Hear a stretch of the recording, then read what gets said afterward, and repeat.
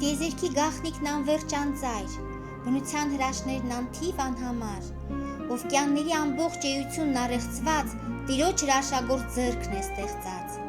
Մարդկային կյանքը, հոգին և միտքը, յուրաքանչյուրի սրտի գողտրիկ դիրքը, բաց գրքի պես ընթերցողն է Աստված։ Ամեն ինչ որ կա նրանով ստեղծված։ Ուրեմն խաբվել և հպարտանալ, գոռոզ պահվածքով սրտով կարծրանալ հաստատ մեր Տեր Աստծուն հաճո չէ,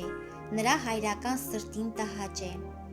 Նա ամբողջովին սեր է և լույս, ուրեմն սիրելիներ չլինենք անհույս։ Խավարին խարդախ մենք տեղ չտանք, իմաստուն լինենք Տիրոջն արժան և կօրհնվենք մենք հավիտյան։ Հավատի մեջ Սուրբ Տիրոջով թանկ, լցվենք մենք լույսով որպես օրհնանք։